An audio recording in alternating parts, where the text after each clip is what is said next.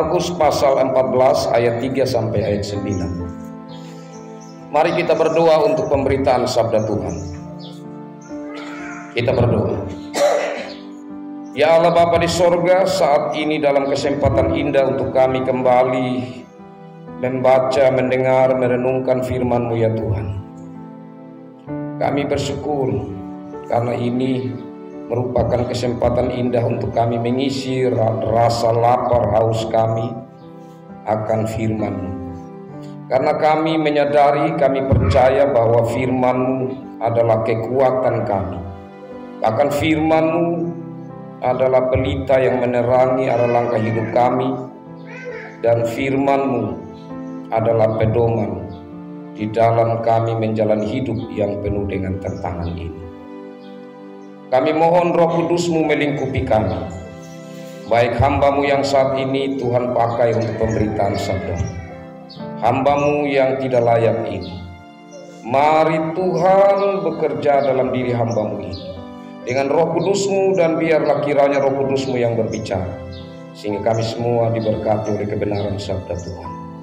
Dan dengan karya Roh Kudus kami mendengar, merenungkannya, kami mengerti, kami menerima firman Tuhan, dan Roh Kuduslah yang kami andalkan di saat kami melakukan firman-Mu dalam hidup kami sehari-hari. Mari datang dan berfirman-Lah ya Tuhan, dalam Yesus Kristus, firman hidup, kami berdoa kepada Bapa di surga. Amin.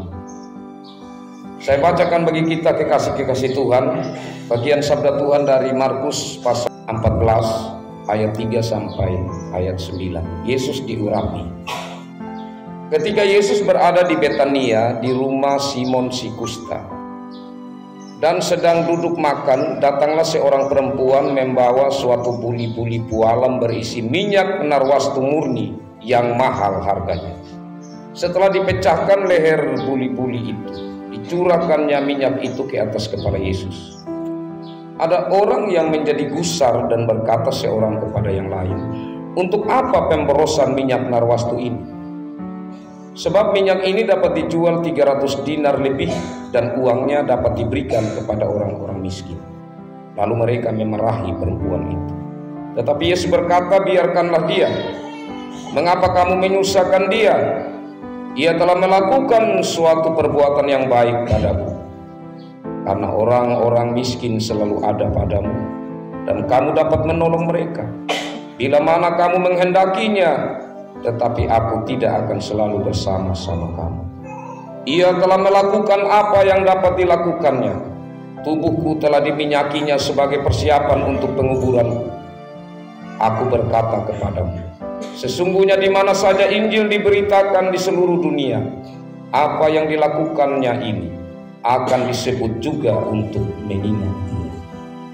Demikian bagian sabda Tuhan ini. Berbahagialah saya dan saudara yang selalu rindu untuk membaca firman Tuhan, selalu rindu untuk mendengar, merenungkan firman Tuhan, menerimanya, dan yang melakukan dalam hidup sehari-hari. Shalom. Kekasih-kekasih Tuhan,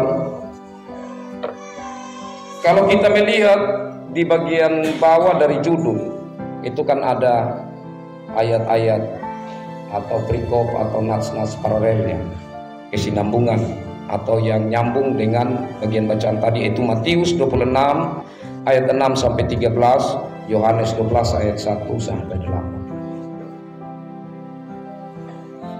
Kalau di bagian lain itu dikatakan siapa perempuan itu disebut Maria.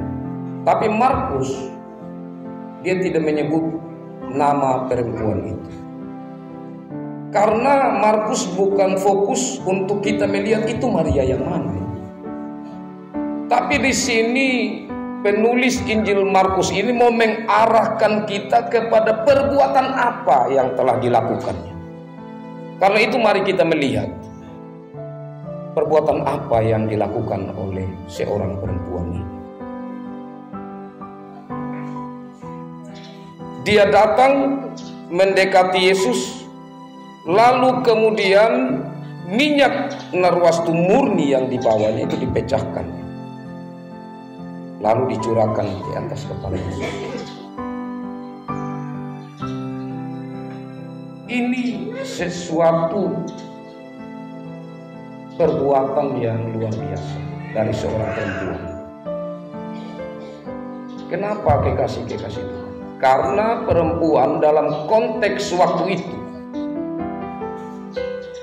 di lingkungan orang Israel, orang Yahudi, itu perempuan kelas bawah. Perempuan itu tidak begitu dihargai. Perempuan tidak begitu dipandang. Artinya kalau dibandingkan dengan laki-laki.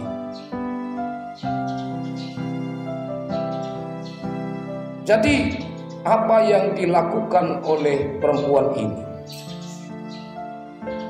jelas-jelas dia punya motivasi, dia punya dorongan hati yang positif, yang baik. Tetapi karena dia ini seorang perempuan yang melakukan sesuatu yang bagi orang lain ini hal yang tidak biasa, khususnya bagi para laki-laki.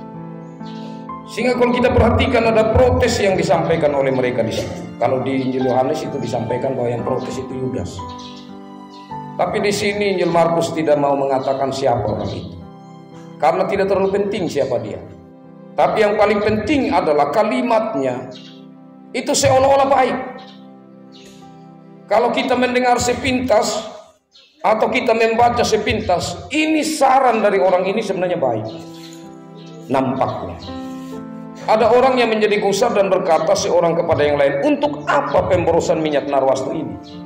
Sebab minyak ini dapat dijual 300 dinar lebih dan uangnya dapat diberikan kepada orang-orang miskin. Ini kan perbuatan baik. Jadi bagi orang ini, saat perempuan melakukan hal itu pemborosan. Tapi coba orang yang bicara ini, dia yang melakukannya, dia seorang laki-laki. Apalagi kalau laki-laki itu cukup terpandang, seorang guru agama dan lain sebagainya, ya pastilah tidak akan diprotes. Tapi karena ini seorang perempuan dan minyak ini minyak yang mahal, dan orang yang kepadanya minyak ini dioles, dituangkan, ini bagi mereka ya terlalu sayang. Kenapa harus dilakukan seperti itu? Nah, kekasih Tuhan, kita melihat apa tanggapan Yesus di sini. Biarkanlah dia. Mengapa kamu menyusahkan dia? Tuhan Yesus tidak mau supaya perlakuan baik, perbuatan baik yang dilakukan oleh perempuan ini terganggu dengan orang lain yang melihat itu sebagai sebuah pemborosan atau melihatnya sebagai hal yang negatif. Dan di sini malah Yesus memandang bahwa perempuan ini melakukan sesuatu hal yang luar biasa, di mana perempuan ini melakukan persiapan untuk penguburan Yesus. Dan bahkan Yesus mengatakan bahwa apa yang dilakukan oleh perempuan ini itu di mana saja Injil diberitakan itu akan diingat orang.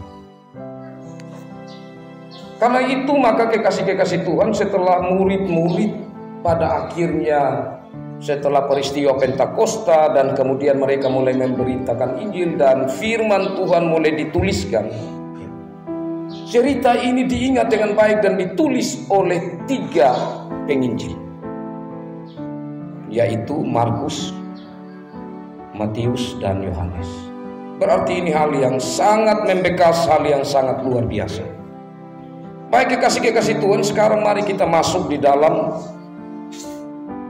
apa yang perlu untuk kita jadikan pelajaran dari firman Tuhan ini. Yang pertama kekasih Tuhan, perempuan ini adalah seorang yang tidak merasa rendah diri. Karena di dalam pandangan masyarakat waktu itu dia itu menjadi orang yang kelas bawah. Tetapi untuk melayani Tuhan, dia tidak pusing dengan segala pandangan orang. Dia tampil dengan berani dan ia melakukan apa yang dia dapat lakukan.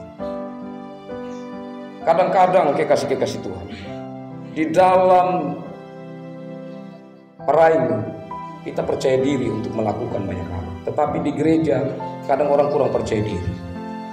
Kalau diminta pimpin ibadah kurang percaya diri. Kalau diminta untuk pimpin doa, kurang percaya diri. Kenapa kurang percaya diri? Kadang-kadang kita sendiri yang merasa bahwa kita kurang. Kita sendiri yang mulai memandang apa pandangan orang lain di saat saya melakukan ini. Padahal sebenarnya orang lain juga tidak pandang jauh ke sana. Nah, ini yang kita harus belajar dari sikap perempuan ini. Yang berikut kekasih-kekasih Tuhan, di dalam pelayanannya kepada Yesus, perempuan ini memberikan yang mahal dari dirinya. Ini bukan minyak narwastu palsu, bukan minyak narwastu kelas rendah. Karena kalau dikatakan di sini minyak narwastu murni, itu berarti minyak narwastu yang asli. Bahkan kalau kita perhatikan tanggapan orang itu yang merasakan aromanya, yang melihat akan minyak narwastu itu, dia mengatakan ini dapat dijual 300 dinar. 300 dinar itu Bapak Mama, 1 dinar itu upah 1 hari. Upah 1 hari, buruh begitu. Orang yang bekerja pada orang lain itu upahnya 1 dinar sehari. 1 tahun 365 hari itu kurang lebih. Jadi ini boleh dikatakan ini upah 1 tahun untuk seorang pekerja. Jadi mahal sekali. Atau juga minyak ini mungkin bukan dia kumpul pelan-pelan uang baru kemudian dia berikan kepada orang yang menjual minyak untuk membelinya. Tetapi ya, ada penafsiran lain juga yang mengomentari ini, bahwa di zaman itu ya, minyak narwastu itu menjadi sebuah warisan. Jadi seorang ayah nanti akan memberikan warisan, salah satunya adalah minyak narwastu kepada anak perempuannya. Bisa juga ini satu warisan dari ayahnya, hal yang mahal, yang berharga dari hidupnya, tetapi itu dia persembahkan, dia berikan kepada Yesus. Dia mengurapi kepala Yesus. Itu kalau bangsa Israel mengingat, kalau minyak dituangkan di kepala itu pengurapan untuk seorang raja.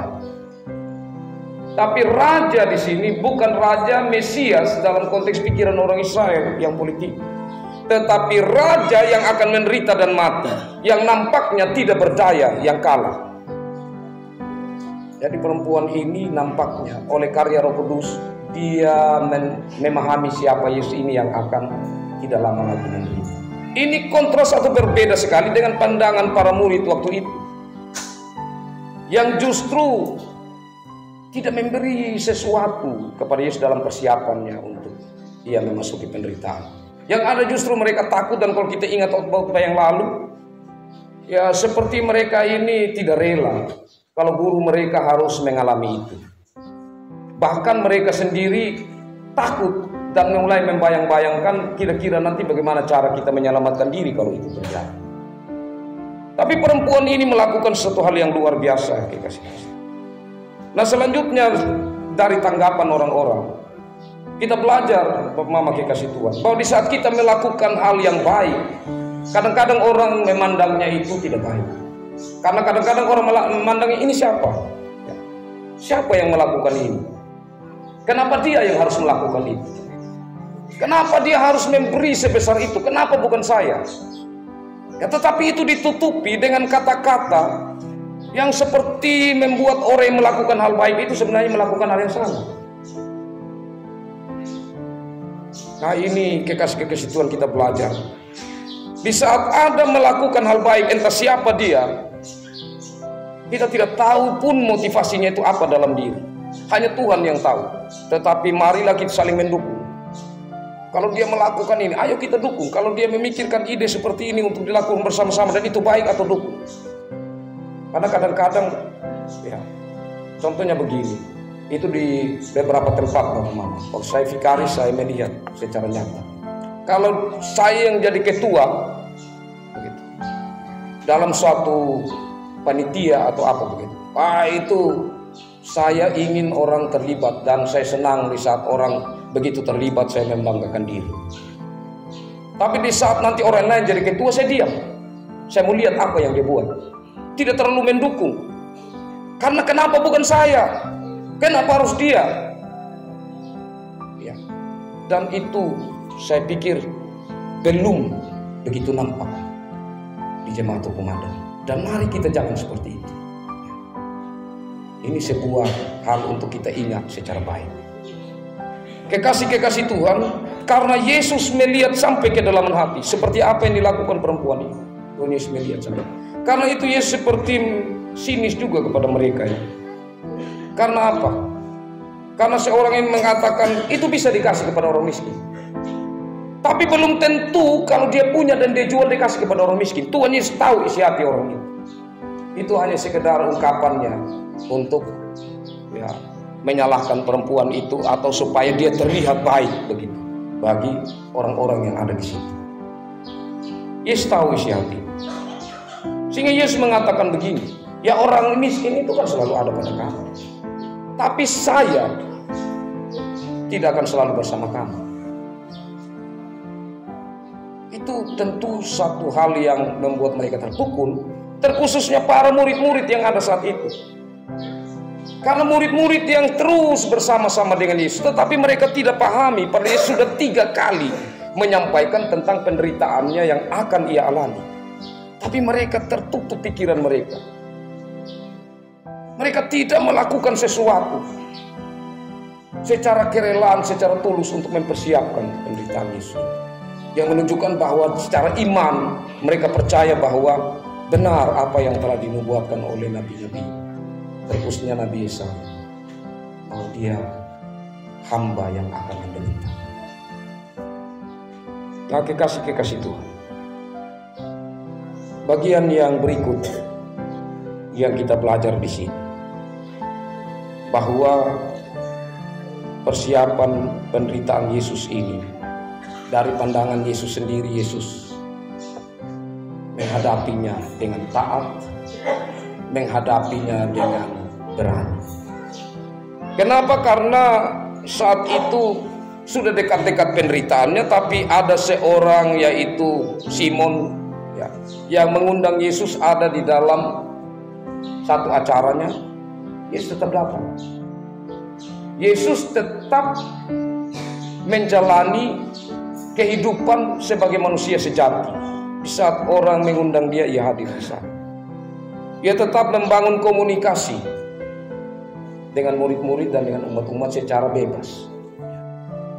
Dia tidak mau juga terlalu memberi kesan yang luar biasa sehingga mereka ada dalam ketakutan yang tinggi. Dan inilah kekasih-kekasih Tuhan yang kita percaya bahwa Yesus yang taat itu, yang menunjukkan teladan bagi kita. Bagaimana ketaatan di dalam menghadapi penderitaan. Bagaimana kita tetap setia terhadap panggilan Allah. Itu bukan hal yang mudah, kekasih-kekasih Tuhan. Dan yang terakhir dari bagian firman Tuhan ini, Yesus mengatakan sesungguhnya di mana saja Injil diberitakan di seluruh dunia, apa yang dilakukannya ini akan disebut juga untuk mengingat Dia. Pertanyaan bagi saya dan saudara, apa yang dapat kita lakukan yang membuat kita menjadi teladan, yang membuat saya dan saudara diingat orang karena perbuatan baik kita? Apa yang sudah kita berikan yang terbaik untuk Tuhan? Yang terbaik, kalau untuk sesama kita hitung yang terbaik sudah banyak. Meskipun kita melayani Tuhan lewat sesama, tetapi secara langsung kepada Tuhan, yang terbaik yang kita berikan seperti apa? Saudara-saudara kekasih Tuhan, Allah memberikan yang terbaik bagi kita. Ia memberi dirinya sendiri dalam Yesus Kristus, berkorban untuk keselamatan kita.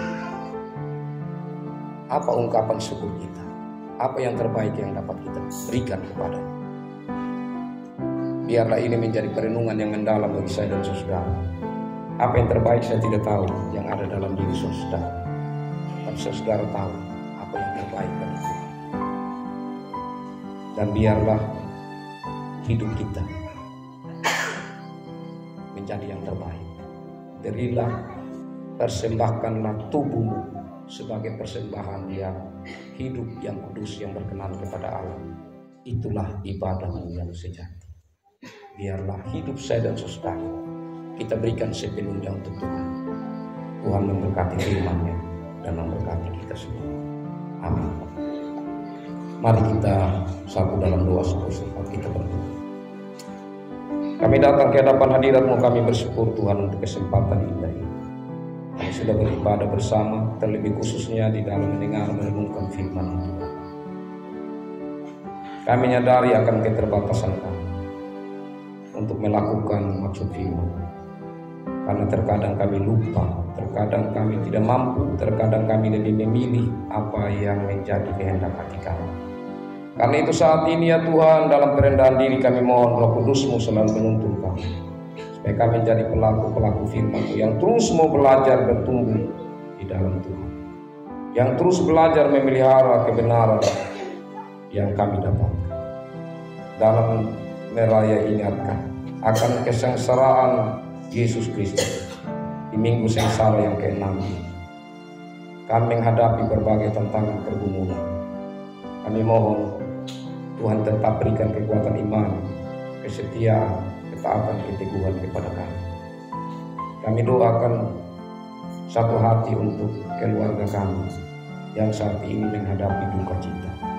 Tuhan kuatkan Mama Puga, anak-anak mantu cucu yang sangat merasa kehilangan.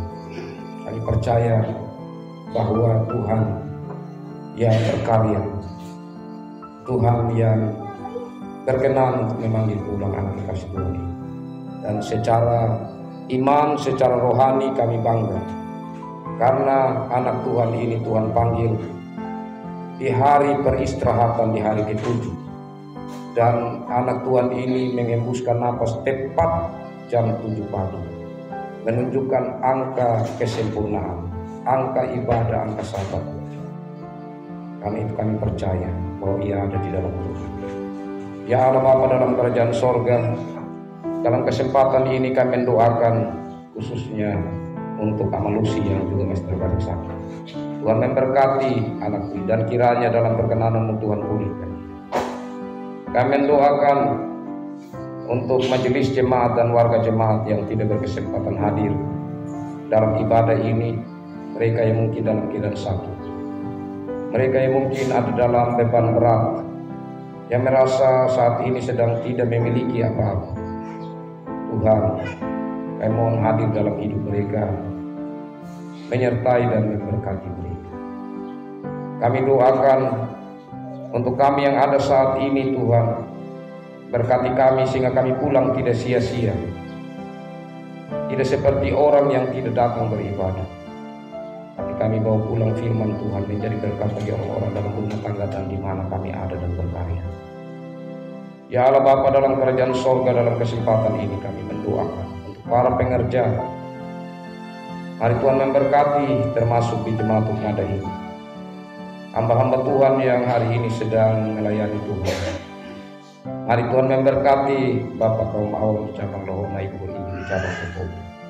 Memberkati semua majelis jemaat dan warga jemaat. Memberkati semua badan pengurus, komisi-komisi. Memberkati panitia. Memberkati semua orang-orang yang memberi diri untuk pekerjaan pelayanan Tuhan termasuk kostum.